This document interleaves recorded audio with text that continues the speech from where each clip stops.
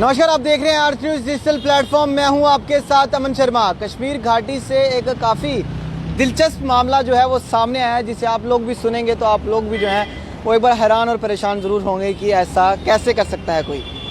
आपको बताना चाहूँगा, इस समय की बड़ी खबर जो है वो सेंट्रल कश्मीर के गांदरबल से आ रही है, जहाँ पर एक धोखाधड़ी करने वाले युवक को जो है वो गिरफ्तार यहाँ पर किया गया है और अब इस शख्स पर जो है वो कार्रवाई की गई है। मैं आपको बताना चाहूँगा, ये शख्स लोगों से धोखाधड़ी किया करता था।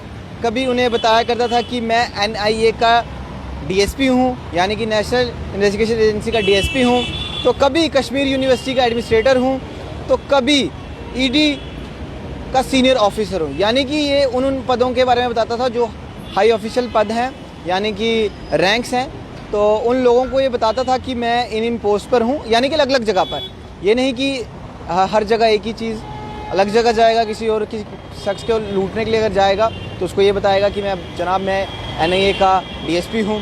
फिर अगर किसी और के पास जाएगा तो उससे कहेगा कि मैं कश्मीर यूनिवर्सिटी का एडमिनिस्ट्रेटर हूँ। और फिर उसके बाद किसी और के पास जाएगा तो उससे कहेगा कि मैं ED का सीनियर ऑफिसर हूँ, यानी कि इन्फोर्समेंट का जो है डायरेक्टरेट का जो है ये सीनियर ऑफिसर है।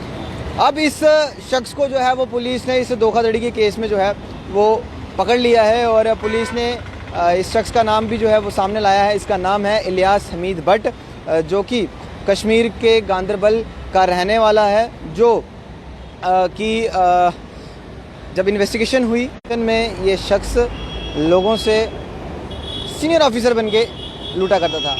बोलता क्या था उन्हें कि आप मुझे पैसे दीजिए, मैं आपको नौकरी लगवा दूंगा, इस विभाग में आपको मैं नौकरी लगवा दूंगा। और वो लोग भी इसके झांसे में आ जाते थे।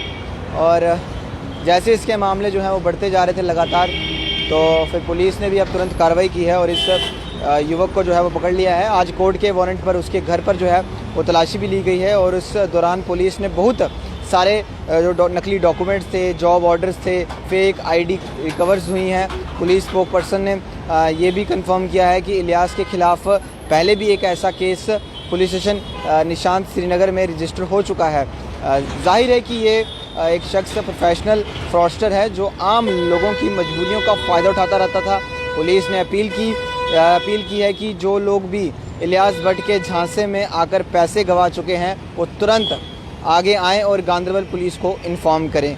ये घटना जो है वो हमने एक बार फिर से याद दिलाती है कि नौकरी देने के नाम पर किसी भी अनजान व्यक्ति या प्राइवेट सोर्स पर भरोसा करना कितना ख़तरनाक हो सकता है। और सरकारी नौकरी सिर्फ ऑफिशियल रिक्रूटमेंट प्रोसेस के ज़रिए ही मिलती है।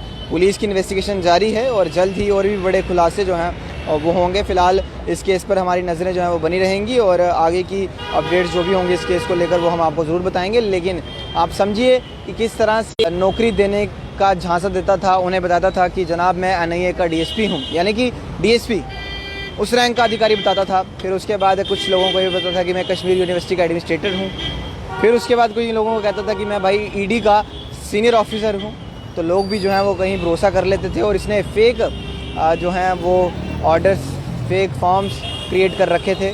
जब इसके घर की तलाशी ली गई तो इसके घर में जो है ये सब चीज़ें पाई गई हैं। लेकिन अब पुलिस ने जो है वो इसे पकड़ लिया है और आगे की कार्रवाई जो है वो शुरू कर दिया। तो आप समझ सकते हैं कि आजकल के टाइम पर नौकरियां नहीं मिल रही हैं, लोग खुद फ्रस्ट्रेट हैं इतने ज़्यादा, और ऐसे लोग भी आ जाते हैं जो कुछ लोगों को फंसाते हैं अपने चंगुल में और लोग फंस भी जाते हैं। तो आप लोगों से अपील रहेगी कि जनाब सरकारी नौकरी आपको कोई नहीं दिला सकता है, आपको खुद मेहनत करनी होगी तभी आपको सरकारी नौकरी मिलेगी। आपसे कोई नहीं देता सरकारी नौकरी। तो इस चीज़ का भी आप लोग ध्यान रखें और कभी कोई ऐसा आपके साथ करने की कोशिश भी करे तो तुरंत पुलिस को इत्तला दीजिए। देखते रहिए अर्थ न्यूज़ के साथ दीजिए इजाज़त। नमस्कार।